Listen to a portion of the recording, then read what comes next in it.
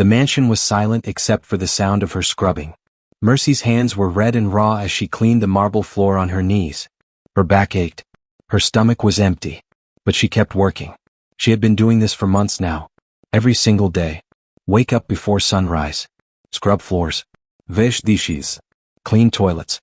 Sleep in a cold, tiny room with a broken window. This was not the life she imagined when they brought her here. When the men in black cars found her begging near the market in Lagos, they promised her money. They said she just had to help them. She thought maybe it was a cleaning job. Maybe cooking. She never imagined this nightmare. Mercy paused and looked at the red cloth still tied around her wrist. The same cloth from that strange night 1 year ago. The night everything changed. The night she became the wife of the richest man in Lagos. But David did not see her as a wife. He saw her as trash. Something dirty that got stuck to his life. He hated her. His mother hated her even more. They treated her worse than a dog. Mercy touched her wrist and remembered that first night. She remembered the hospital. The dying man on the bed. The old healer with cloudy eyes. The ceremony at midnight. The moment David opened his eyes and saw her for the first time. His first words to her were filled with disgust. "Why did you tie me to a dirty beggar?" Those words still hurt. They cut deeper than any knife. But Mercy learned to survive. She learned to keep quiet. To work hard. To never complain. She learned that tears were useless in this house. She dipped her brush back into the bucket and kept scrubbing. Upstairs she heard footsteps. David was awake. Soon his mother, Mrs. Chioma, would come down and find something wrong with Mercy's work. She always did. Mercy's stomach growled with hunger. Mrs. Chioma had cut her food again yesterday. She said Mercy was eating too much. That beggar should be grateful for scraps. But Mercy was not just surviving anymore. Something inside her had changed. She was getting stronger. Harder. She was counting the days. Only 2 more months until the year ended. 2 more months until she could leave this prison forever. Would she survive until then? Would they let her go? Or would they find a way to destroy her completely? Let us go back to the beginning. Back to the night when Mercy's life changed forever. Mercy sat on the cold ground near Balagan Market in Lagos. It was late evening. The market was closing. People hurried past her without looking. She held out an empty cup. Her clothes were torn and dirty. Her feet were bare. She had not eaten in 2 days. Her stomach hurt so much. But no one gave her anything. Not even 1 naira. She was invisible to them. Just another beggar on the street. Mercy had lived like this for many years. Her parents died when she was very young. She had no brothers or sisters. No family at all. The street was her home. Begging was her life. Sometimes she found small jobs. Washing clothes for people. Carrying bags at the market. But the money was never enough. Most nights she slept hungry. Most days she felt invisible. But Mercy never gave up. She survived. Day after day. Year after year. She told herself that maybe one day things would get better. Maybe one day someone would help her. That night, as she sat there tired and hungry, a black car stopped in front of her. A man in a fine suit stepped out. He looked at her carefully. Then he walked over. "My master needs your help," the man said.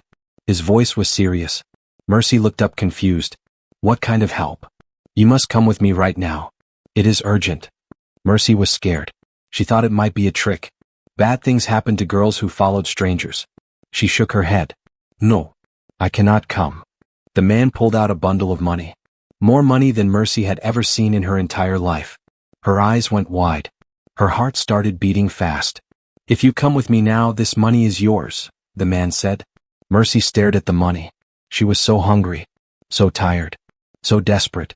What did she have to lose? She had nothing. She was nothing. Maybe this was her only chance. Her legs shook as she stood up. She followed the man to the car. She had no idea she was walking into a nightmare.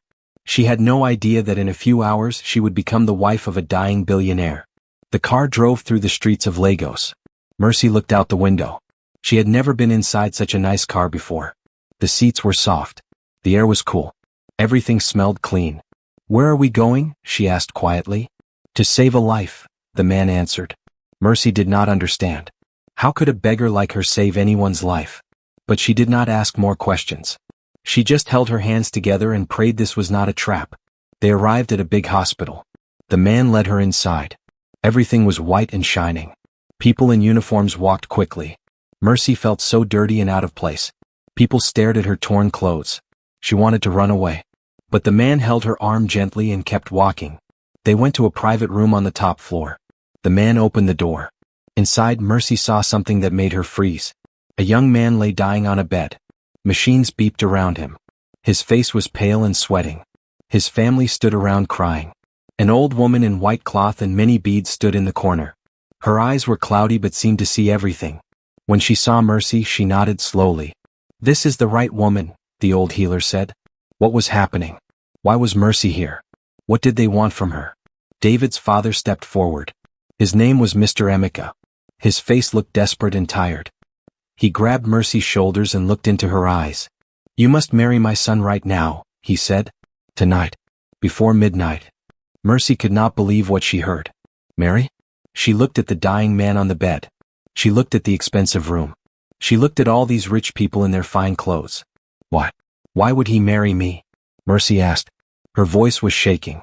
"Because he will die if you do not," Mr. Emeka said. His voice was breaking. "Please, I am begging you. Save my son's life." The old healer spoke. Her voice was thin like wind. "The young master is cursed. Only marriage to a woman with a pure heart can break it. A woman who has suffered. A woman who owns nothing." Mercy looked at the dying man again. Even sick, she could see he was handsome, young, powerful. This was David Okonkwo. Everyone in Lagos knew his name. He was the richest young man in the entire country. And they wanted him to marry her? A beggar from the street? Mr. Emeka pulled out more money. "Please, I will pay you well. Just do this ceremony. Just marry him. I am begging you." Mercy felt sorry for them. She saw the pain in the father's eyes, the fear in the mother's face. They were losing their son. Despite all their money, they could not save him. Mercy had nothing to lose. She was already at the bottom. Maybe this was God finally helping her. Maybe this money could change her life. "I will do it," Mercy whispered. The healer moved quickly. She lit candles around the room. She burned herbs that smelled strong. She tied a red cloth around Mercy's wrist. Then she tied another around David's wrist. Mercy's hand was placed on David's hand. His skin was hot with fever. The healer spoke words in an old language. Words Mercy did not understand. "I now join you as husband and wife," the healer declared. It was exactly 11:50 at night. 10 minutes before midnight. The moment the healer finished speaking, something strange happened. The machines around David started beeping faster. His chest rose higher. Color came back to his face. Everyone gasped. Mrs. Chioma, David's mother, screamed with joy. Mr. Emeka fell to his knees thanking God. David's eyes slowly opened. He looked around confused. He saw his parents. He saw the healer. Then his eyes found Mercy. He stared at her torn clothes, her dirty face, her rough hair. He saw the red cloth connecting their wrists. His face changed completely. "What happened?" David asked weakly. "Why am I tied to this dirty beggar?" Mercy felt her heart break. Those words cut her like a knife. She stepped back. Tears filled her eyes. The healer spoke firmly. "She is your wife now. She saved your life. You must respect her." David laughed. It was a bitter, cruel laugh. "My wife? This animal? I never agreed to this madness. I will divorce her tomorrow." Mrs. Chioma nodded quickly. "Yes, we will pay her and send her away. This was just to save your life." But the healer shook her head. Her face was serious and sad. "If you break this marriage before 1 full year, the curse will return. You will die. You must stay married for 1 year." David's face went red with anger. But he was too weak to argue. Mr. Emeka looked at his son with firm eyes. He had seen the miracle. He would not risk losing David again. "You will obey," Mr. Emeka said. 1 year. Then she can go." Mercy stood there shaking. What had she done? She saved his life and he called her an animal. She agreed to help and they hated her. She did not know this was only the beginning. She did not know how much they would make her suffer. They brought Mercy to the Okonkwo mansion in Ikoyi, Lagos. It was the biggest house she had ever seen. Tall gates, beautiful gardens, marble floors, gold decorations everywhere. Servants in uniform walked quietly through the halls. Mercy felt like she was dreaming. But the dream quickly became a nightmare. Mrs. Chioma gathered all the servants in the main hall. She pointed at Mercy with disgust. "This is a beggar we picked from the street. She will stay here temporarily. 1 year only." The servants looked at Mercy with pity in their eyes. "Give her the worst room in this house," Mrs. Chioma ordered. "The one near the back where we keep old things." Mercy was taken to a tiny room. It had only a small bed with a thin blanket. One window with broken glass. The walls were dirty and stained. It was worse than some places she slept on the streets. But at least it had a roof. At least she was safe from rain. Mercy sat on the bed and cried quietly. She touched the red cloth still on her wrist. What had she done? Was this punishment from God? She was so tired. Her body hurt. She lay down and closed her eyes. Tomorrow she would face whatever came. Tonight she just needed to sleep. The next morning, someone banged on her door before sunrise. Mercy jumped up. Mrs. Chioma stood there with a bucket and brush. Get up. There is work to do. Mercy opened the door confused. Mrs. Chioma pushed the bucket into her hands. Scrub all the floors in this house. Every single one. But I am not a servant, Mercy said softly. Mrs. Chioma laughed. It was a cold, mean laugh. You are worse than a servant. You are a beggar pretending to be family. If you want to stay in this house, you will work. You will earn your food. Mercy wanted to refuse. But Mrs. Chioma's eyes were hard and cruel. Mercy took the bucket. She got down on her knees. She started scrubbing. Her hands hurt. Her back hurt. But she kept working. She had survived worse on the streets. She could survive this too. David watched from upstairs. He saw Mercy on her knees cleaning his floor. He felt nothing. No pity. No guilt. Only anger. Anger that he was tied to this woman. Anger that his life depended on her. He went to his father's office. He slammed his fist on the desk. There must be another way. I cannot be married to that street rat for 1 year. Mr. Emeka shook his head. The healer was clear. 1 year. If you divorce her before then, you die. I will not lose you, my son. Then I will make this year so terrible for her that she runs away on her own, David said. His eyes were cold. Her leaving will not be my fault. Mr. Emeka warned him to be careful. But David did not listen. He had already made up his mind. He would destroy Mercy's spirit. He would make her life so miserable that she would beg to leave. Days passed. Mercy worked from morning until night. She cleaned floors. She washed dishes. She scrubbed toilets. The other servants were kind to her when no one was watching. But in front of Mrs. Chioma, they ignored her.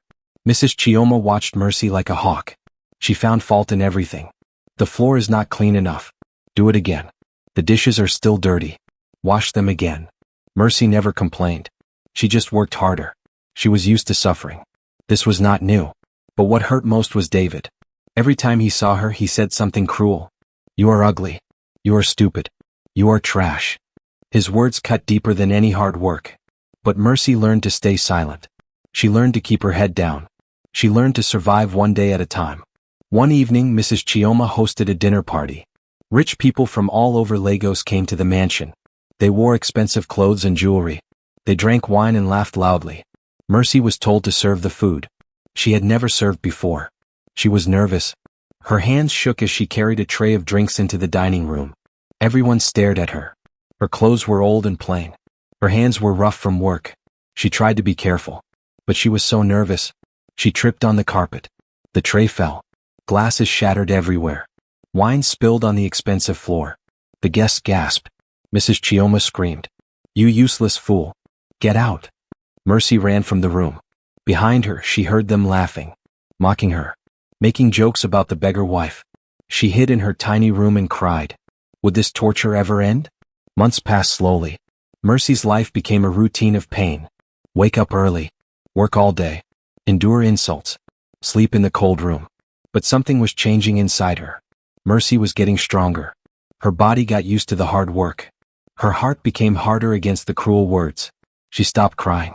She stopped caring what they thought. One old servant named Mama Beezy started helping her secretly. She brought Mercy extra food. She gave her a warmer blanket. She whispered kind words. Be patient, my daughter, Mama Beezy said. Good things come to those who endure. Mercy held on to those words. She counted the days. She had survived 6 months already. 6 more to go. Then she would be free.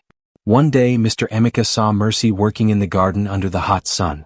Her face was covered in sweat, but she worked steadily without complaining. He watched her for a long time. He felt something strange. Guilt. He remembered how desperate she looked that night. How scared she was. She agreed to help them even though she had nothing. She saved David's life. And this was how they repaid her. Mr. Emeka walked over to Mercy. She saw him and stood up quickly. She thought she did something wrong. But his face was soft. "Are you okay?" he asked. No one had asked her that in months. Mercy did not know how to answer. She just nodded. "I am sorry," Mr. Emeka said quietly. Then he walked away. That night, Mr. Emeka talked to David.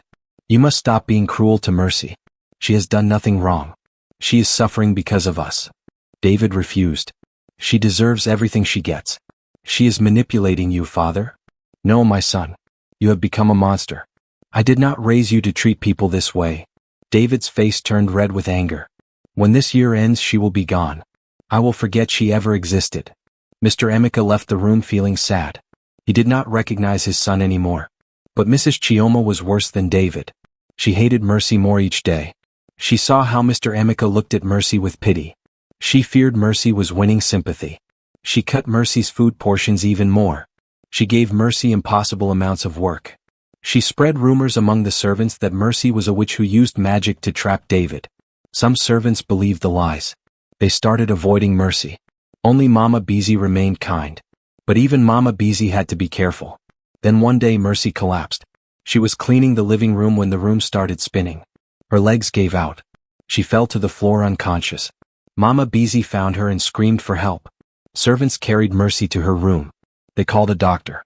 The doctor examined Mercy carefully. His face was serious. "She is severely malnourished. Her body is shutting down. She needs rest and proper food or she will die." Mr. Emeka heard about the collapse. He rushed to Mercy's room. He saw her lying on the bed looking so small and fragile. He was furious. He called Mrs. Chioma and demanded to know why Mercy was not being fed properly. Mrs. Chioma made excuses, but Mr. Emeka did not believe her. "Mercy will be given 3 full meals every day," he ordered. His voice was like thunder. "She will not work until she recovers. If she dies, it will be on our conscience. I will not allow it." Mrs. Chioma left angry, but she had to obey. For the first time in months, Mercy rested. Mama Beezy brought her warm soup, fresh bread, and fruit 3 times a day. Mercy ate slowly. Gradually she grew stronger. During that week of rest, Mercy thought about everything. She realized she had been just surviving, not living. She had let them reduce her to nothing. She had become a victim. She decided something important. When she was well, she would not go back to being invisible.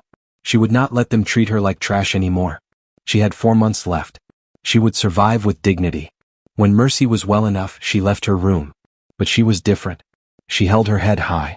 When Mrs. Chioma insulted her, Mercy looked her in the eye. She did not respond, but she did not look down either. This change made Mrs. Chioma uncomfortable. She could not break Mercy anymore. And it made her even more angry. Meanwhile, David was changing too. He had watched Mercy collapse. He heard the doctor's report. Guilt was crushing him. His cruelty had nearly killed her. He looked at himself in the mirror and hated what he saw. A monster who hurt someone innocent. Someone who saved his life.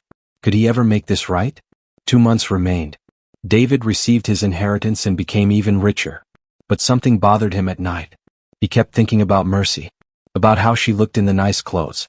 About the moment their eyes met in his bedroom. He tried to forget, but the memories kept coming back. He started drinking more. He became angry more often. He was haunted by the woman he had tried so hard to destroy. The woman who refused to break. One night, David came home drunk. He found himself at Mercy's door. He did not know why he came. He just stood there watching her sleep in the moonlight. His foot hit the bucket and made noise. Mercy woke up and saw him. She was scared at first. David asked her why she stayed. Why she did not just run away. "I have nowhere to go," Mercy said quietly. "No money. No family. No home. This hell is better than the streets." David laughed bitterly. "You have no pride. No self-respect." Mercy's eyes flashed with anger. "I have more pride than you will ever understand. I stay because I am strong. I refuse to let you win. I will stay the full year.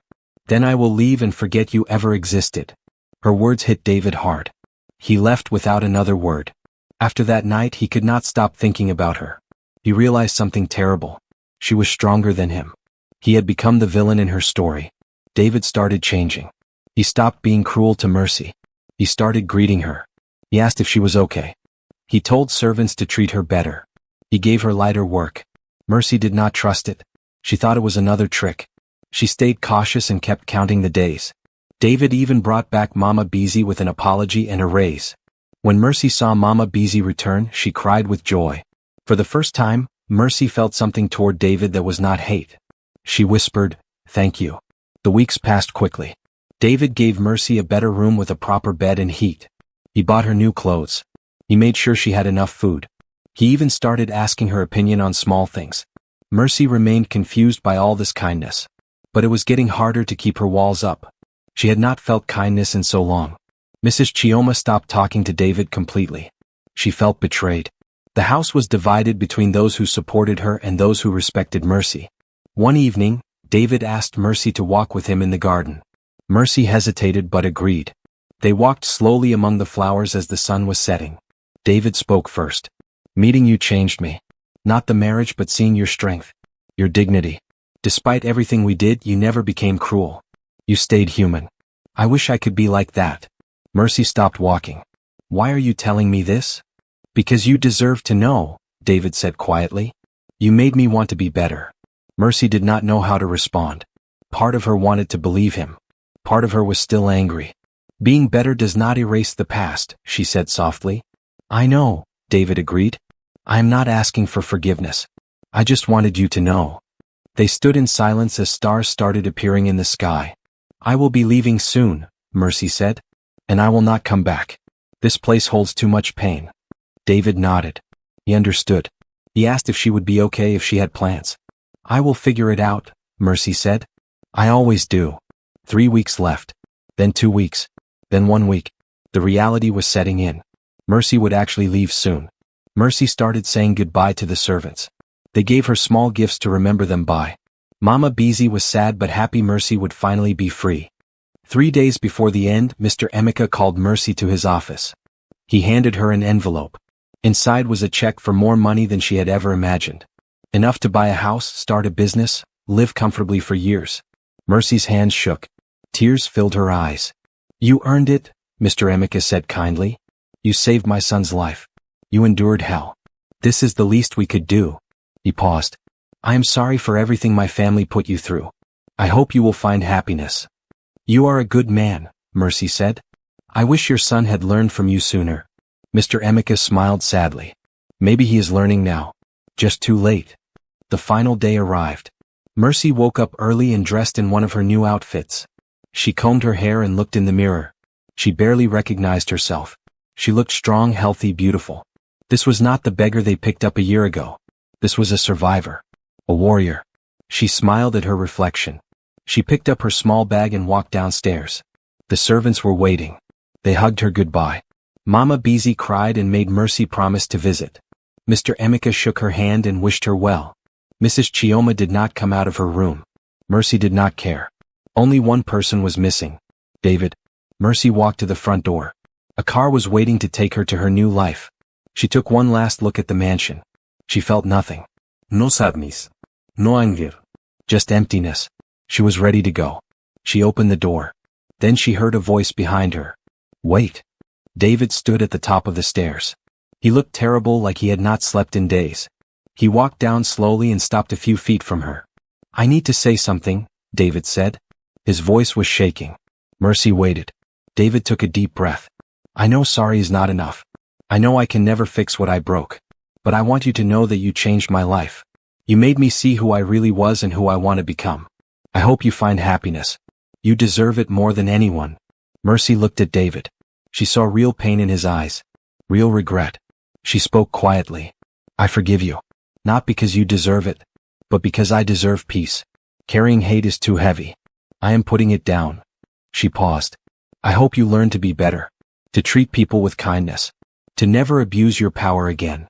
Tears filled David's eyes. "Will I ever see you again?" "I do not know," Mercy said honestly. "Maybe. Maybe not." Then she said goodbye. She turned and walked out the door.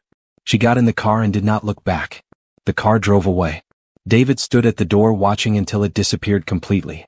Then he fell to his knees and cried like he had never cried before. He had lost something precious and it was all his fault. Mercy sat in the car watching the streets of Lagos pass by. She was free. Actually free. She felt the envelope in her pocket. She felt the bag on her lap. She felt the car moving forward, taking her somewhere new. She did not know where she would go or what she would do. But that was okay. She had time to figure it out. For the first time in her life, she had options. She had money. She had freedom. She had a future. Mercy smiled. A real smile that reached her eyes. She had survived against all odds. Through all the pain and cruelty, she had survived. And now she would not just survive. She would live. Really live. She would build something beautiful. Become someone amazing. The past was behind her. The future was ahead. And it was bright. We've come to the end of today's story. I hope it touched your heart. Thanks for watching and staying with us till the end. Don't forget to like, share, and subscribe for more inspiring stories. See you in the next one. And tell us in the comments, where are you watching from?